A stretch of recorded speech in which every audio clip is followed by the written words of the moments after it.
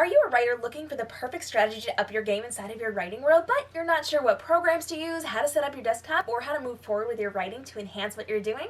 The Show Me How You Write series features best-selling and award-winning authors who are showing you on screen exactly what their process looks like and what their strategies are to up their game, and you can use these strategies as well.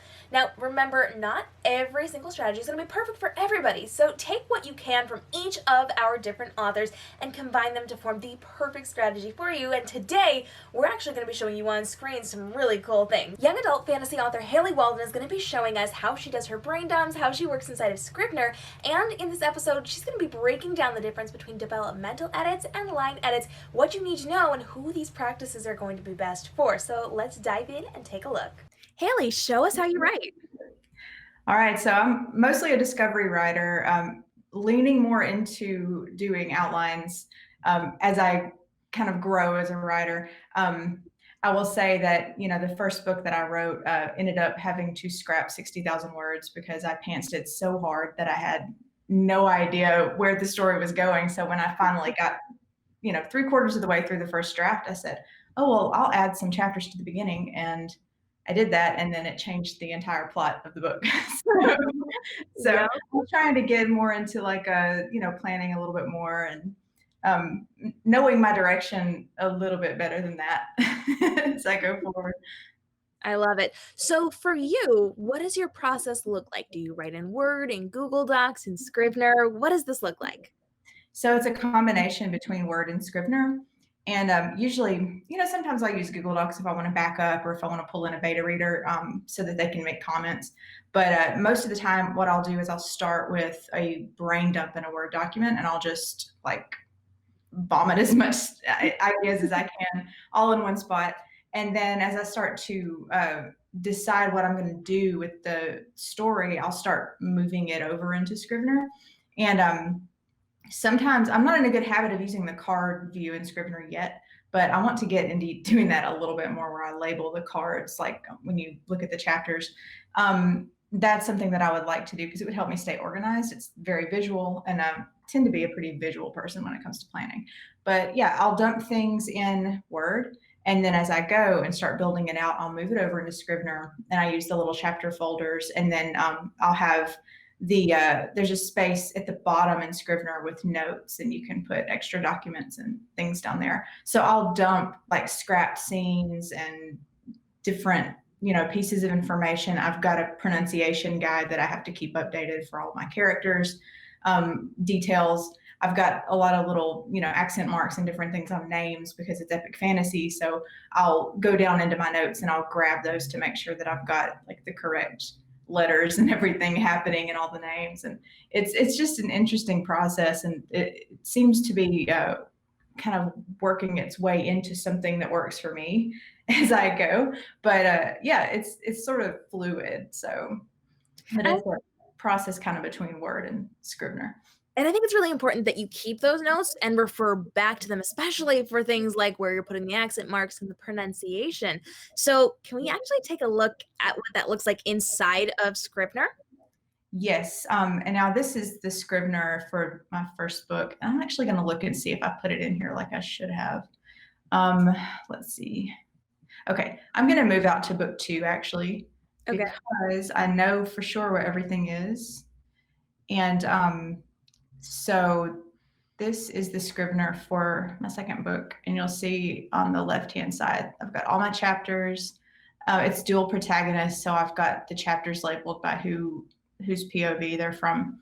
And then down here, I've got the notes, and I've got material from book 3 that goes in there. And let's see. Here's my character in place sheet. It's huge. So I maintain this as a blog on my website. But you'll see here we've got Celera Moore, and her last name has a little mark over the O, right? So I don't want to have to go find that special character every time I want to type her name. So I'll just pop into this document, grab it, copy and paste, and we're good to go. And I've got a ton of names like that. But I keep this document across all, and sorry for the sirens. I keep this document across all of my Scrivener files so that I can refer back to it. And it's been super, super helpful. Do what? That's so interesting. Now, do you feel like for you, it's easier to go back and forth in between the files rather than have multiple files on screen? Do you like the simplicity of having just one? Yeah, I tend to get lost between tabs and files and everything, so I like to have just, if you can see my view here, I like to just line everything up at the top there. And I try to keep them in order. Sometimes my computer reorders them and does what it wants, but you know how that goes. Um, Technology.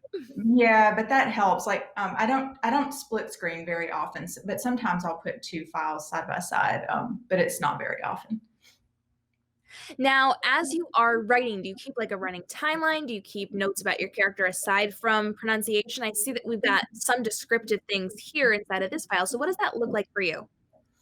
So, and I do have a timeline. It's just an Excel spreadsheet, and that's something that I didn't think to open actually. But what I ended up doing was I had to go back when I started working on the second book. I realized that I had never tracked like how much time passes from the beginning of the first book, because what I have in my series is the book one, and then I have a book it's a prequel novella. So the novella takes place 2 years before book one, but it's relevant to the series, and it fits in between the first two. So what I had to do when I wrote, I started on book two and I realized, oh, I really need to timeline this thing out because the amount of time that passes and the time jumps in book two are important to the plot. So I just made an Excel spreadsheet, and I have like one column as notes, and it's, this thing, this event, and then it'll say like 2 years before book one. Or we'll have like, okay, like there's a part where at the end of book one, there's a character that's captured. So I've got like the next event after that, I tracked how many weeks had passed from the end of book one when that happened to the beginning of book two when the main character is going to go and rescue him. So all of the time lapse and everything is very, very important, especially because in book two you're dealing with wars and battles, and I've got several long time jumps in the middle of that book where it wasn't necessary to detail out everything that happened. So having that as a reference has been really helpful, because then I can go back and refer to it and be like, oh yeah, that couldn't have happened then, or just try to figure out like, oh well, this character should probably have a birthday pretty soon, because if not, she'll have been 19 for 2 years. So, things like that. Always important to make sure you work in those time related details and know when they're coming up because you will miss things. We've all done that. Yeah, that's for sure. Now, in terms of your writing, how do you actually go about doing this on a daily level? Do you write every single day? Is it always in the same place, always the same time? What does that look like for you? Um, well, I try to write every day. I don't always manage to, but it really depends on what's happening. Primarily, I'm a copywriter, and I'm building my author business. So my marketing work, a lot of times client work kind of takes over. So if I have a really busy week, it might be hard to sit down. But because I'm starting to build more momentum with the books, it's more important for me to sit down and work on them and write every day. So I'm going forward. This week I've been on a break because I released my ARC for book two a week ago today. So I decided, okay, I've got to catch up on a mountain of work that I'm behind on with clients.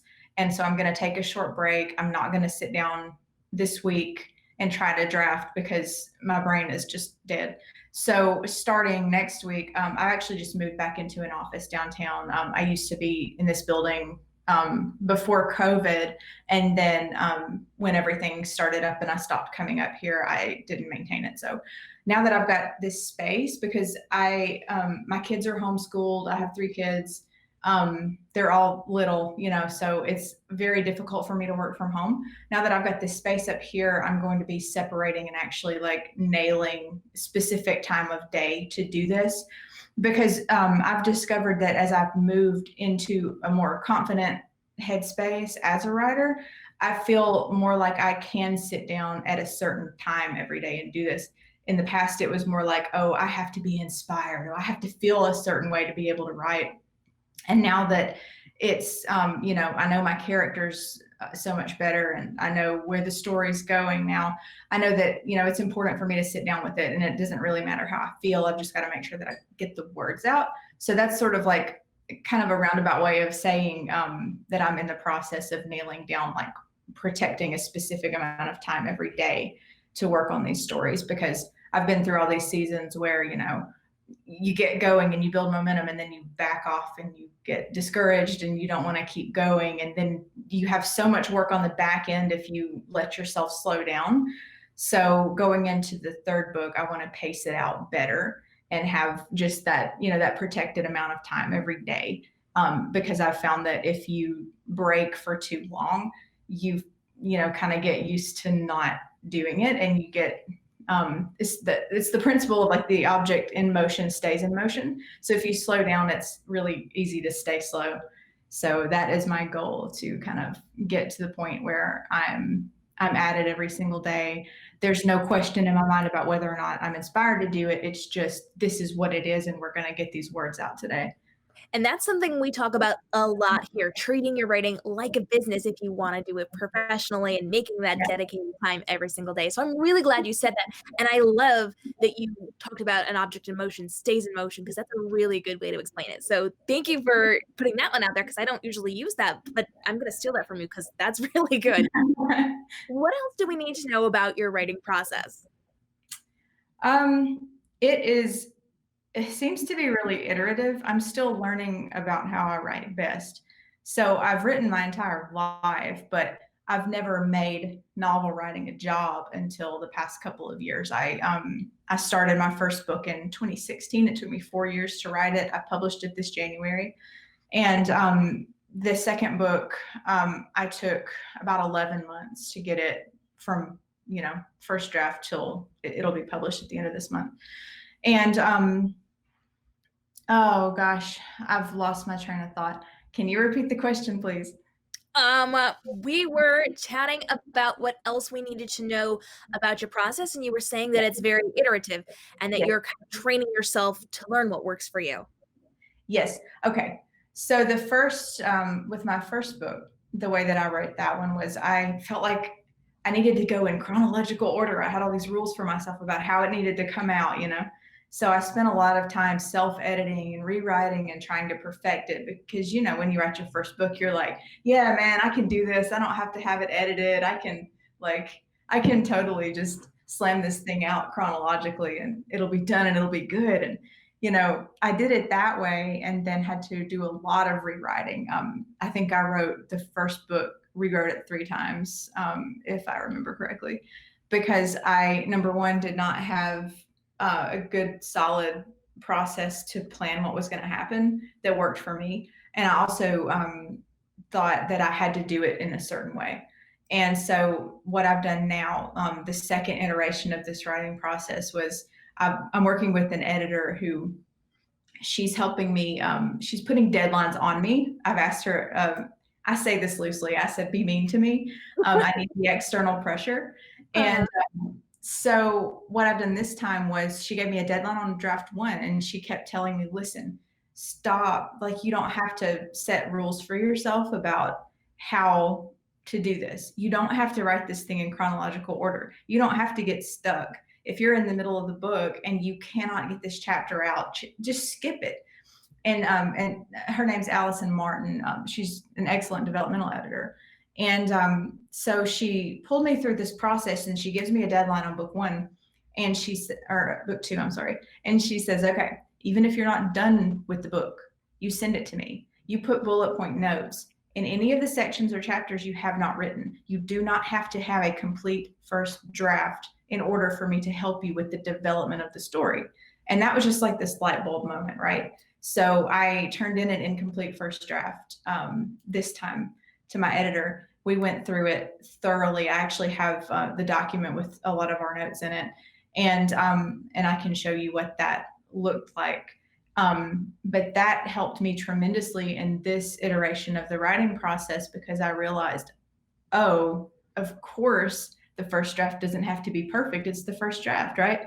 And it actually ended up saving me time, because there were some chapters that I thought I needed and I did not. they were chapters that I didn't even write because the story shifted through the second draft to the point that those things that I had in my mind that were required actually weren't. And I can give you a really good example. I thought that I needed a battle scene. I really didn't want to write a battle scene. And so I just sat on the thing, and I'm going to scroll this document because this is my first draft. And I'm going to go find, this is Keeper of Keys. It's the second book in my series. And somewhere in here, the whole middle of the book is missing. Okay, there you go. So I've got notes and stuff that I put in red that I'm like, okay, I don't know what the heck I'm going to do here. So here's my scene insert. Like I have all these little bracket notes that are like, this is where a scene's going to go. This is what I think is going to happen because I drafted it in the first draft, but I don't think it fits anymore.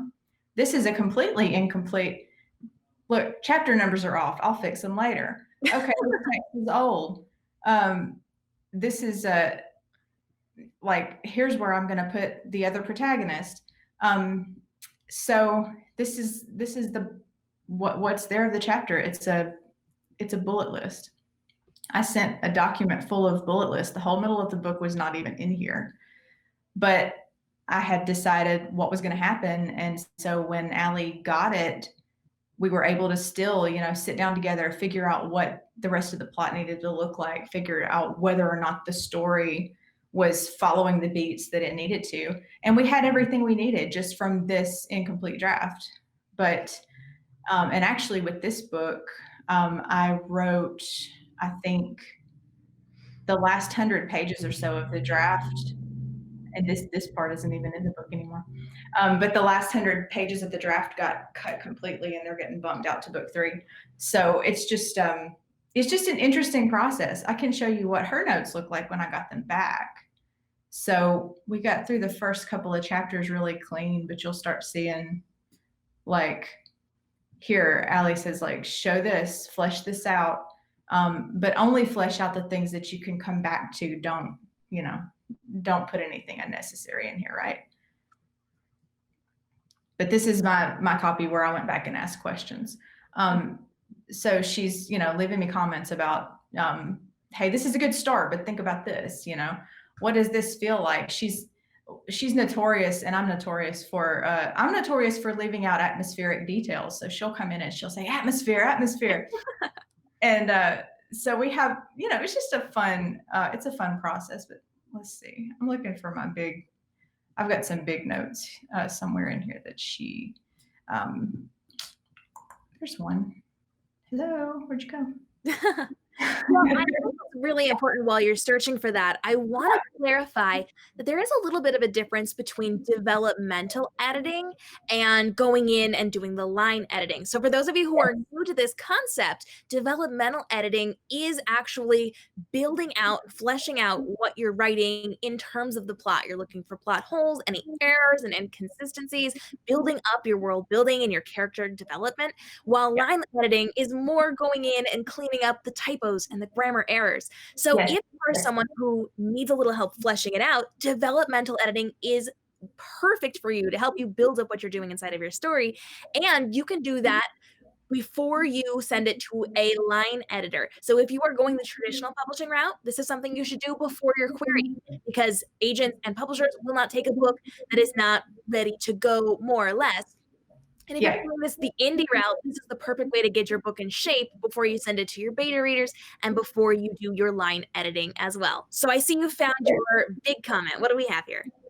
Okay, so this scene, the main characters in this book are friends to lovers, and they're in an arranged marriage situation. So they go through this really long, slow burn progression of accepting how they both feel about their relationship.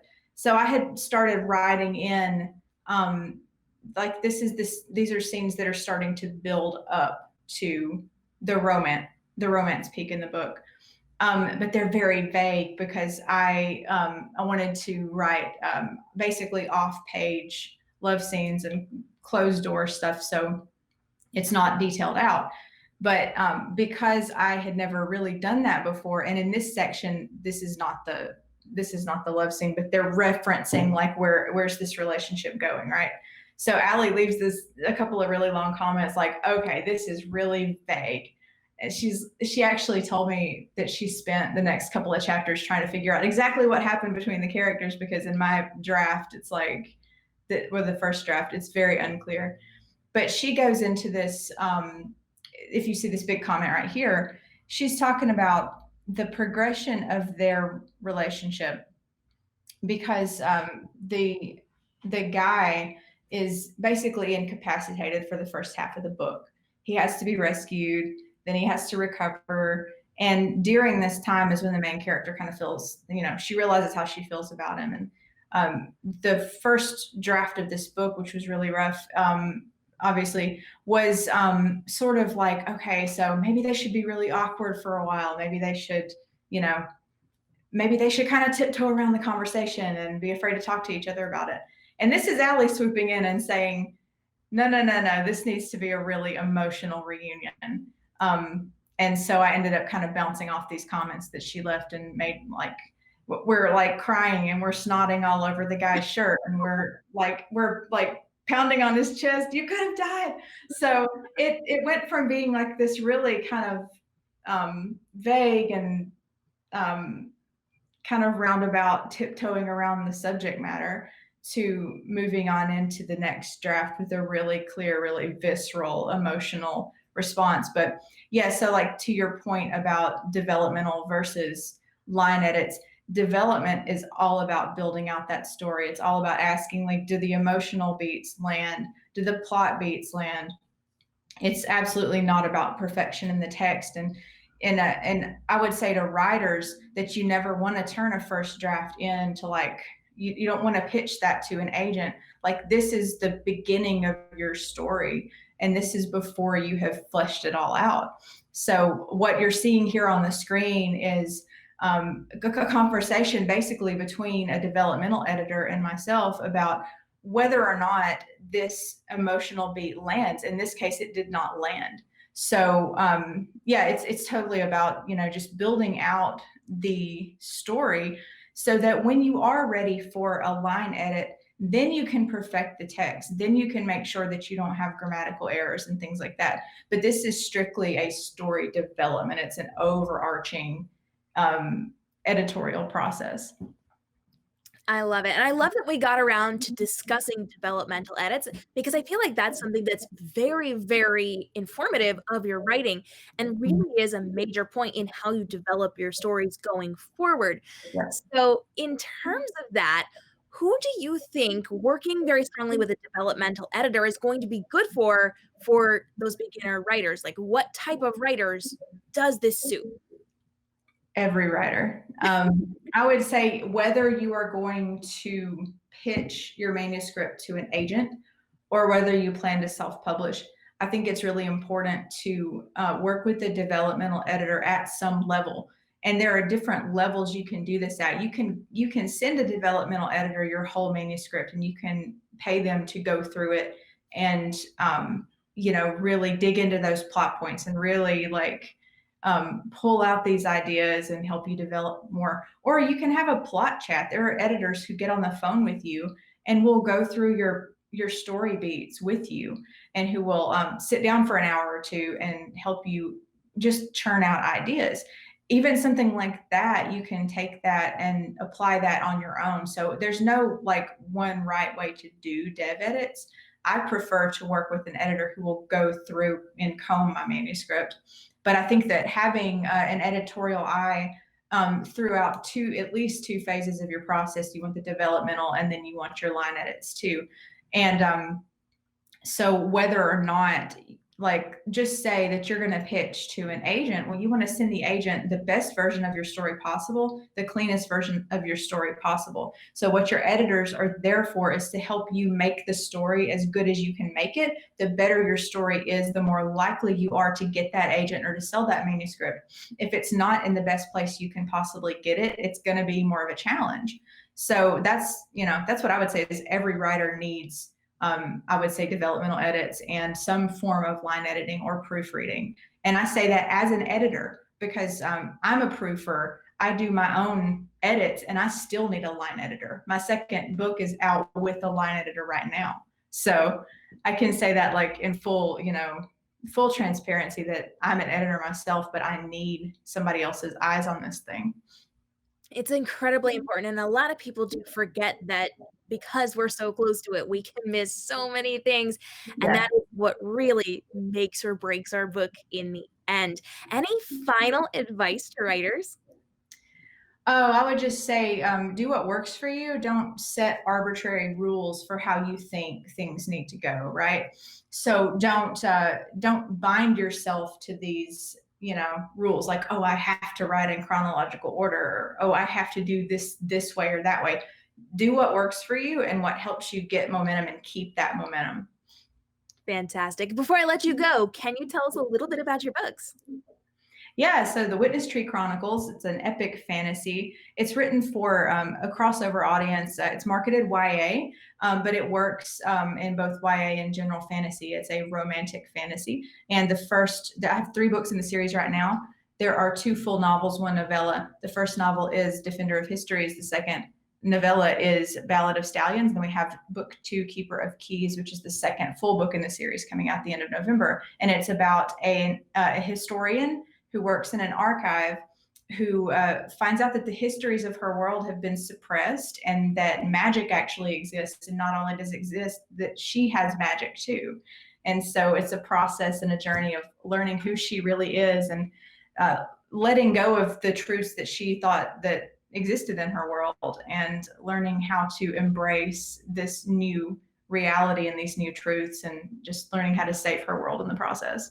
Now remember, not every strategy is going to be the absolute perfect fit from you. So take what really resonated with you from Haley's conversation today and implement this into your writing strategy to see how you can learn and grow and really develop the strategy that works best for you as a writer. And don't forget, you can stitch this together with things that you've learned from the other authors inside of the Show Me How You Write series.